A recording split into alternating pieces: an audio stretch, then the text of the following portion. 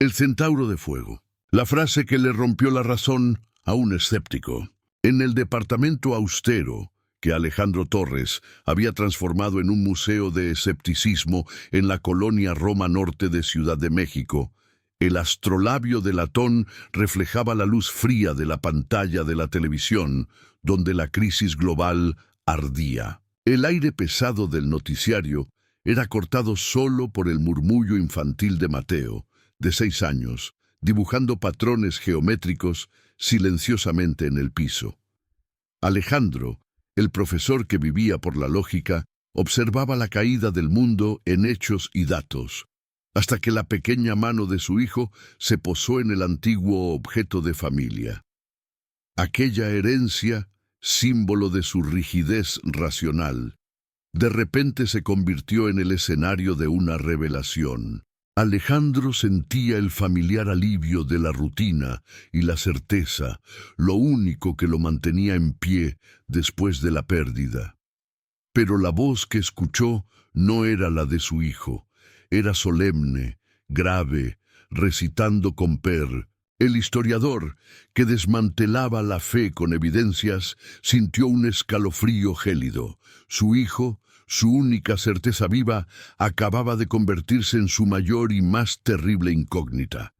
El plazo fatal de 7 días flotó en el silencio denso, exigiendo una única reacción: la búsqueda desesperada por una explicación racional que pudiera desmentir lo imposible. La vida del doctor Alejandro Torres, a sus 45 años, era una arquitectura de certezas, un monumento silencioso erigido contra el caos. Profesor de Historia Antigua en la Universidad Nacional Autónoma de México, UNAM, había transformado la lógica en su refugio tras la partida precoz de su esposa, que ocurrió 2 años antes.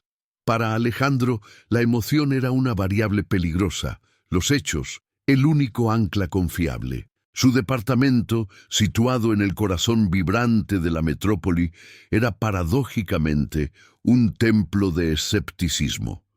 Las paredes estaban forradas por libros y artefactos que él, con autoridad profesoral, la mente de Alejandro funcionaba como un motor de precisión, convencido de que el método era el único puerto seguro en un mundo que se empeñaba en desmoronarse en sentimentalismo y fe ciega.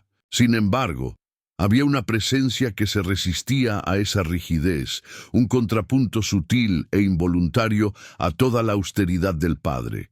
Su hijo, Mateo, de apenas 6 años.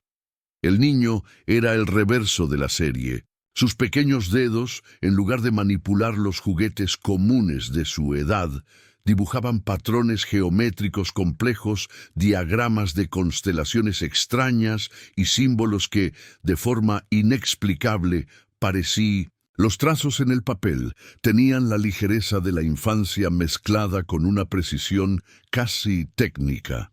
Mateo era el misterio no resuelto en el museo particular del escepticismo de Alejandro, el signo de interrogación que el padre, el historiador, se empeñaba en clasificar como mera imaginación fértil. El cotidiano de aquella familia era un baile delicado entre la gravedad de los estudios de Alejandro y la ligereza de los juegos de Mateo.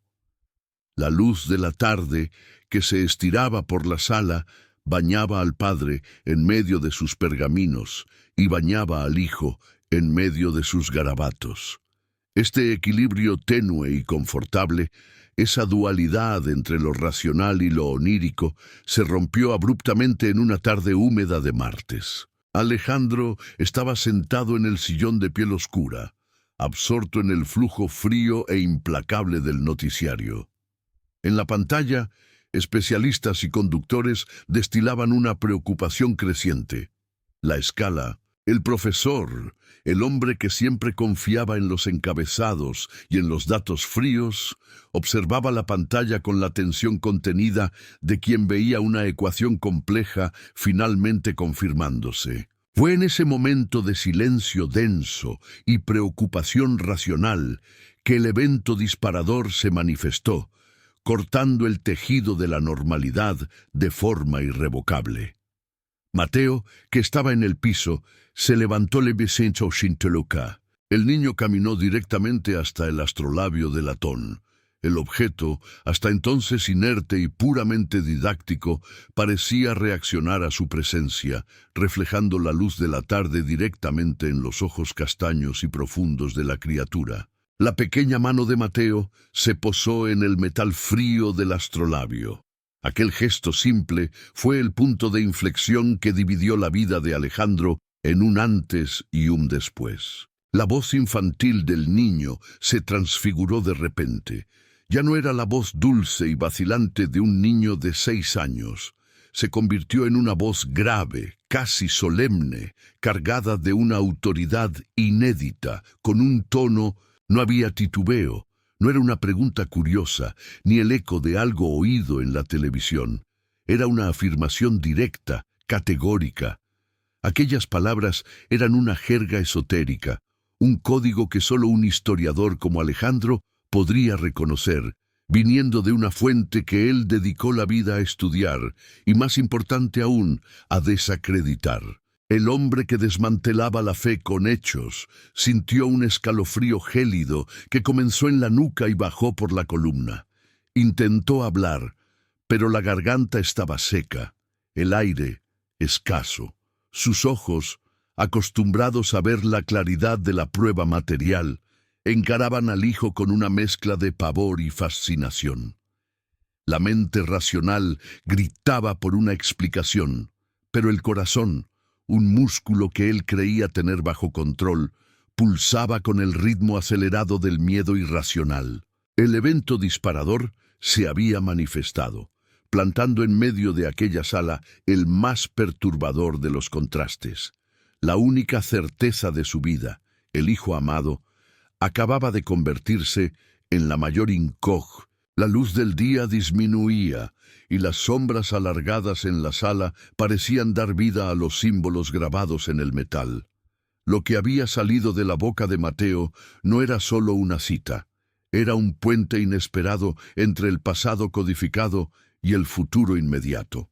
El profesor intentó forzar una memoria, buscando un documental olvidado, una conversación de vecinos en la panadería de la esquina, cualquier explicación lógica que pudiera aplastar el nacimiento de un misterio que amenazaba con engullir toda su estructura de creencias.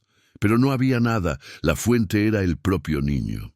El sol del miércoles llegó, pero no trajo consigo la luz de la claridad. Para la persona en el centro de la experiencia, el doctor Alejandro Torres, el día siguiente al evento que rompió la normalidad, fue dedicado enteramente a la razón. La racionalización llegó como un reflejo de autoprotección, la primera y más poderosa línea de defensa de una mente entrenada para desmantelar lo inexplicable. Alejandro intentó construir una muralla, cualquier cosa, absolutamente cualquier cosa, que fuera menos la idea avasalladora de que Mateo, su pequeño hijo de 6 años, pudiera cargar en sí un conocimiento imposible, una sabiduría que no pertenecía a su tiempo.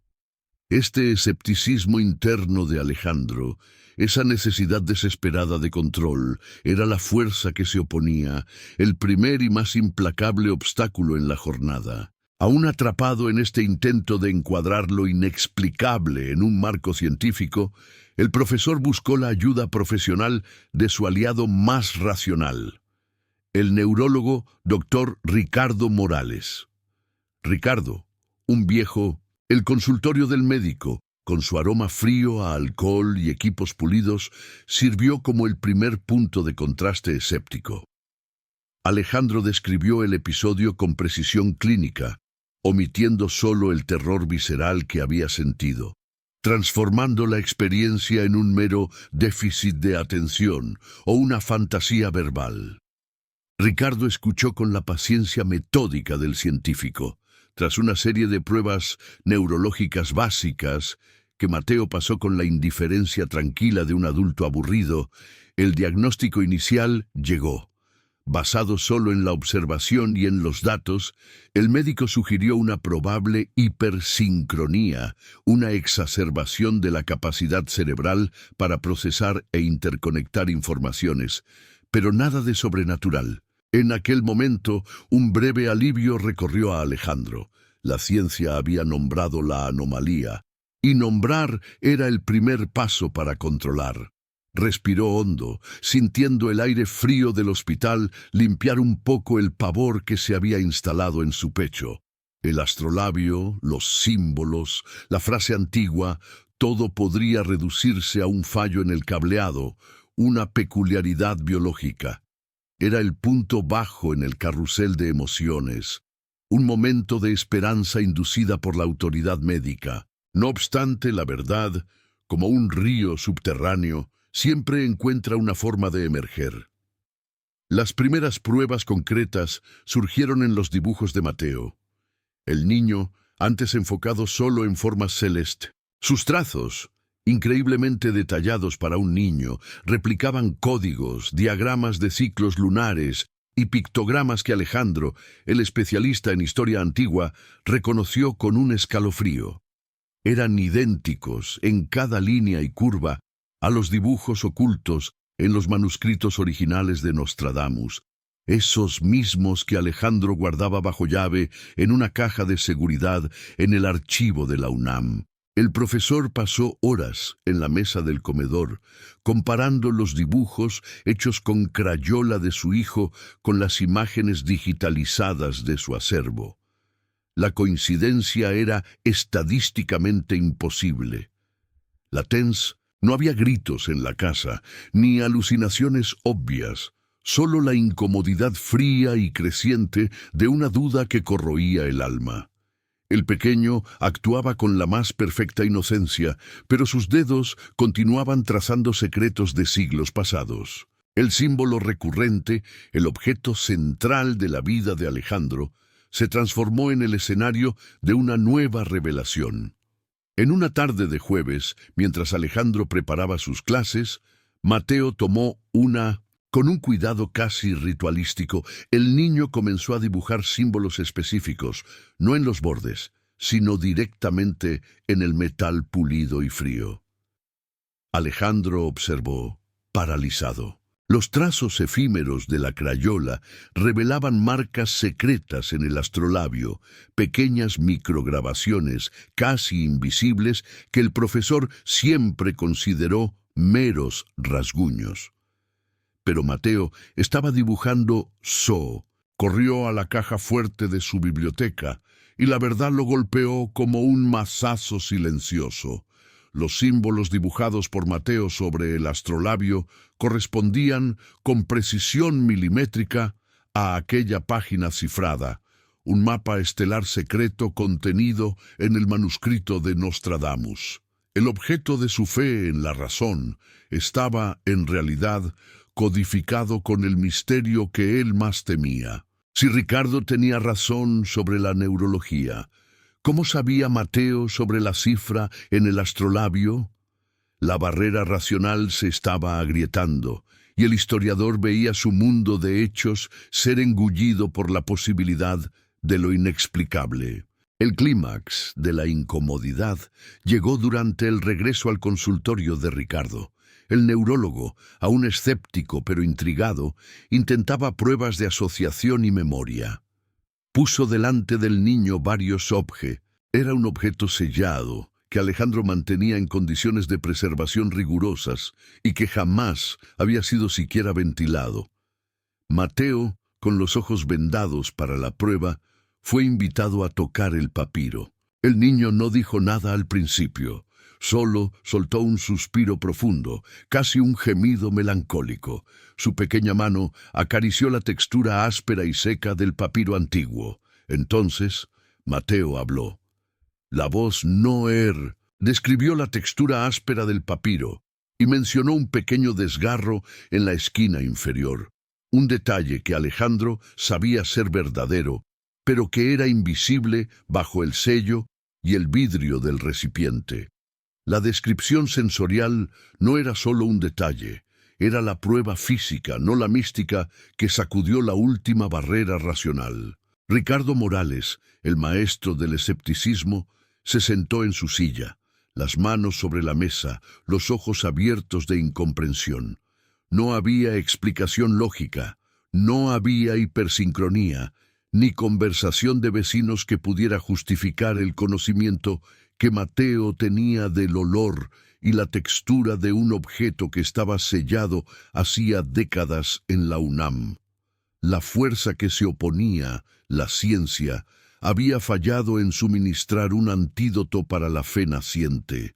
Alejandro dejó el consultorio con el cuerpo pesado y la mente en llamas, ya no por la duda, sino por una certeza aterradora. Su hijo no estaba solo imaginando, estaba recordando. La cuenta regresiva continuaba.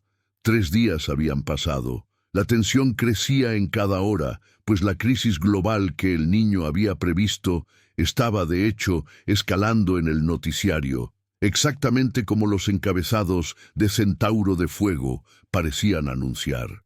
Alejandro miró el cielo nocturno de la ciudad. Las estrellas, que él había pasado la vida desmitificando, parecían ahora mucho más distantes, más frías y, paradójicamente, mucho más reales. La cuenta regresiva, silenciosa e implacable, llegó a su fin.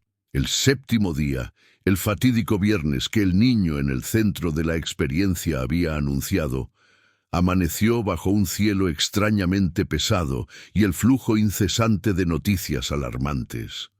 El mundo, para la persona que vivía la transformación, el doctor Alejandro Torres, ya no era el mismo.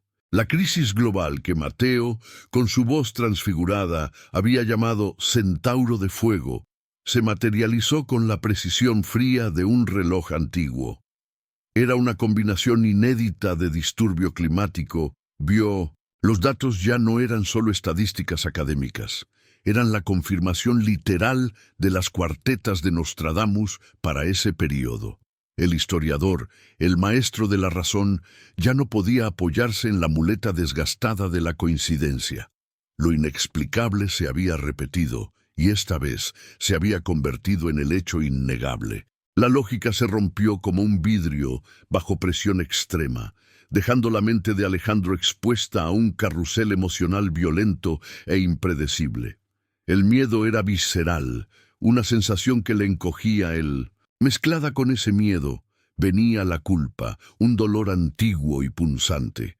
Alejandro recordó a su difunta esposa, la única en su vida que había abrazado el lado espiritual de la existencia con ligereza y fe, y que él, en su arrogancia intelectual, siempre había reprimido. Veía a Mateo como la manifestación de ese lado rechazado, un legado que intentaba, en vano, sofocar. Pero, bajo la niebla del miedo y la culpa, un sentimiento más peligroso y seductor comenzaba a surgir: el fascinación intelectual. El historiador, el hombre que estudiaba enigmas hacía décadas, estaba seducido por el mayor misterio de la historia.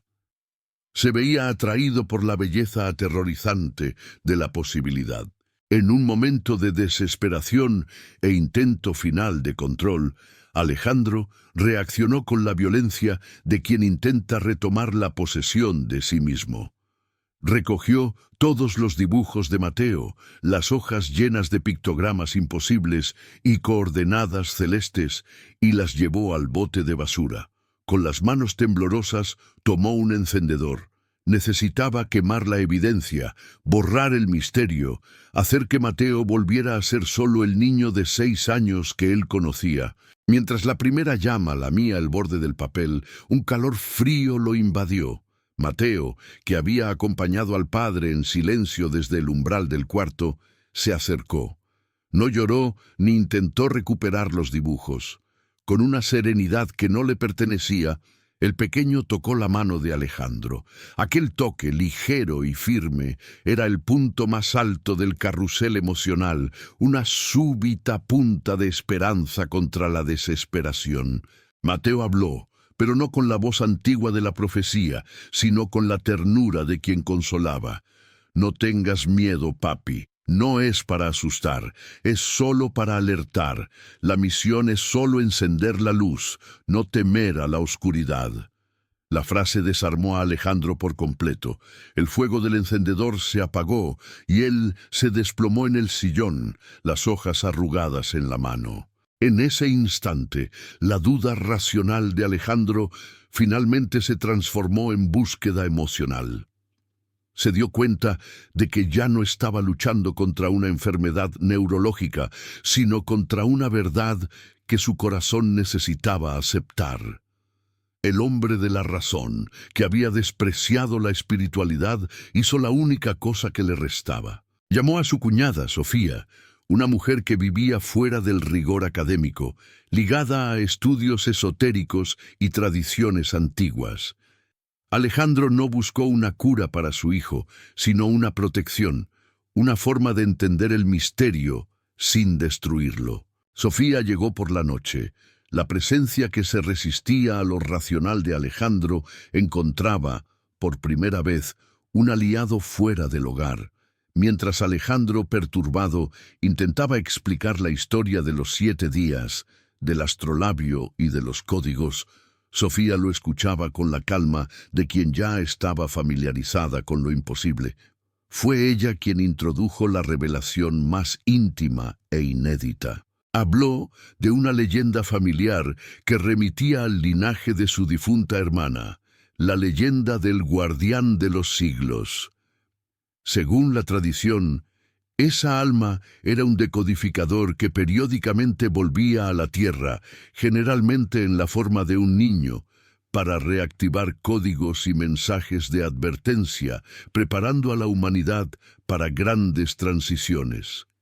El alma no era profeta, sino un mensajero que reactivaba la sabiduría ancestral, codificada en símbolos y objetos comunes. Mateo, que jugaba silenciosamente con un bloque de madera en el tapete, pareció reaccionar a la palabra guardián.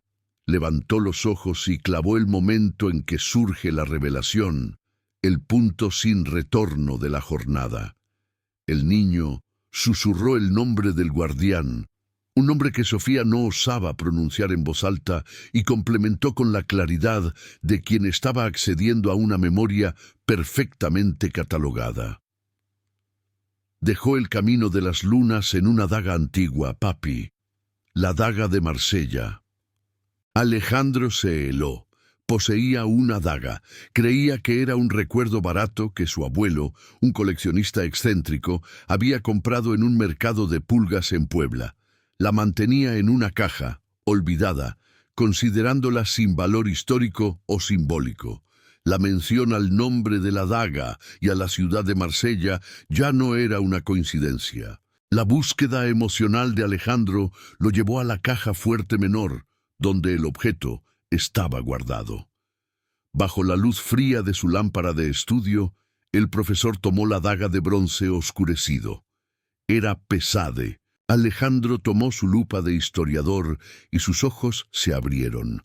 Los símbolos eran idénticos, a escala reducida, a los dibujos que Mateo había hecho y a los códigos que él había encontrado en la página cifrada de Nostradamus. Eran coordenadas celestes. La centuria no era solo una profecía esotérica, era un mapa oculto, un sistema de localización estelar activado en el momento de una crisis global. El objeto de su fe, el astrolabio, era el decodificador, la daga, el mapa, y la pequeña alma en el centro de la experiencia, su hijo, era la llave que activaba el código. El suelo de certezas de Aleja, la jornada del sábado, comenzó para la persona que actuaba, el doctor Alejandro Torres, con la urgencia fría de quien obedece una orden vital, no de un misterio. Había aceptado la responsabilidad de la búsqueda emocional, impulsado por el peso de la daga y la verdad que emanaba de su hijo. Las micrograbaciones encontradas en la hoja antigua eran la clave, la última pieza del rompecabezas.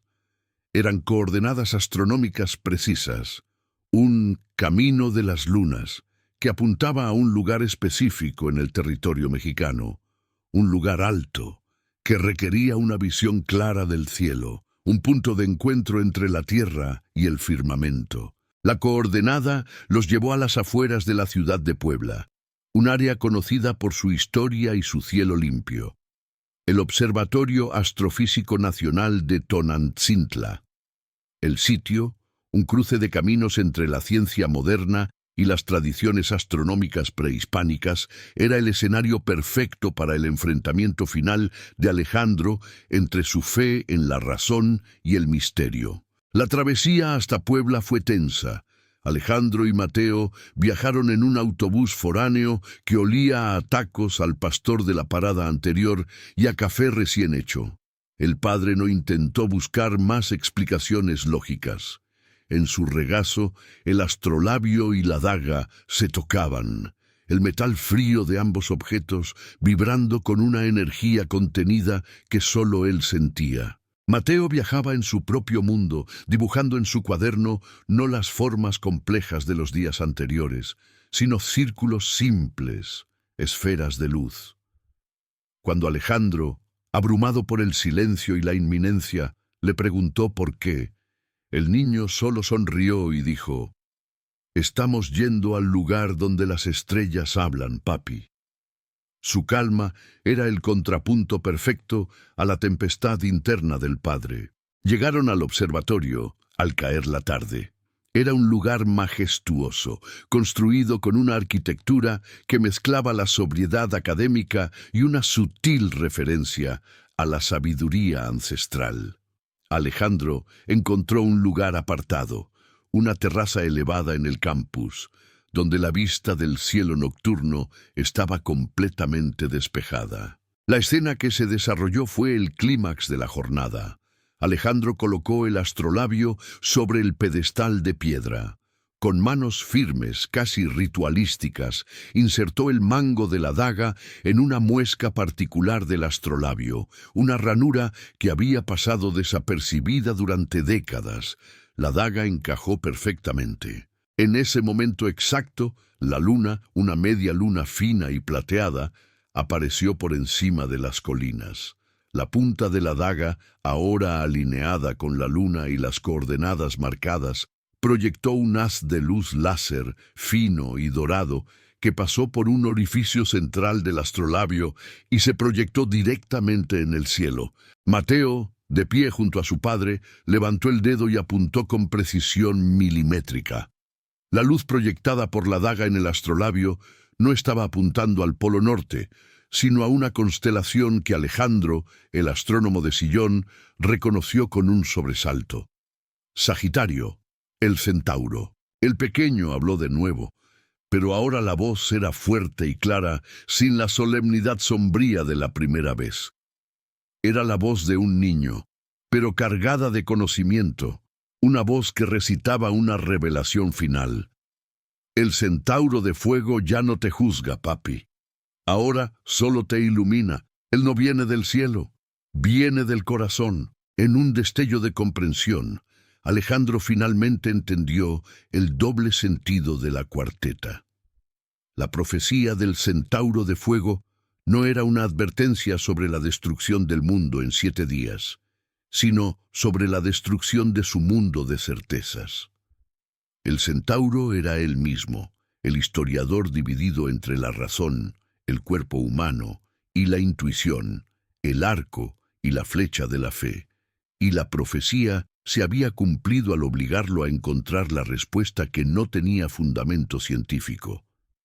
El miedo desapareció por completo, sustituido por una paz profunda. Alejandro Torres, el escéptico, abrazó a su hijo bajo la luz de las estrellas de Puebla.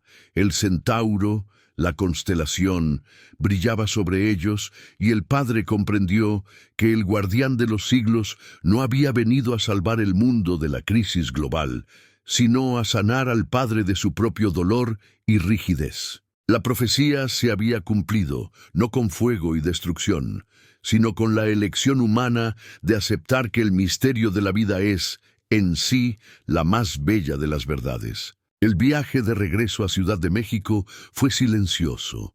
El hombre en el centro de la transformación, doctor Alejandro Torres, ya no veía el mundo a través del prisma angosto de la razón, sino a través del cristal amplio y ligeramente distorsionado del misterio. El escepticismo había sido reemplazado por un buscador silencioso, obligado a considerar lo invisible como una nueva y vital variable. Órale.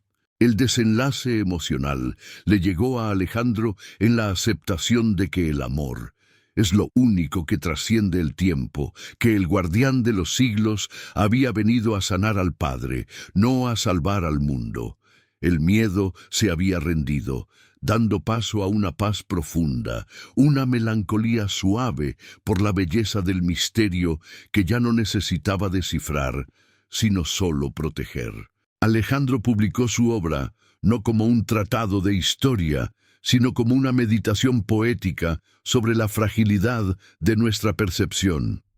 El libro terminaba con la única pregunta que realmente importaba, una frase que resumía toda la travesía, dejando al público con una duda abierta, algo que cada lector llevaría consigo mucho más allá de la última palabra. En un mundo que exige pruebas, la única evidencia innegable es la que eliges guardar en el silencio de tu corazón. Alejandro y Mateo se sentaron a la orilla de la ventana en una noche tranquila, observando la vibrante metrópoli allá abajo. El astrolabio estaba en su lugar, reflejando la luz de la luna que se colaba por el ventanal de la colonia Roma Norte. El profesor, que antes solo veía metal frío, veía ahora la complejidad de un mapa hacia el infinito, y en la sonrisa de su hijo, el reflejo de milenios. La historia termina con este toque poético y ambiguo. La profecía se había cumplido, no con fuego y destrucción, sino con la elección humana de aceptar que el misterio de la vida es, en sí, la más bella de las verdades.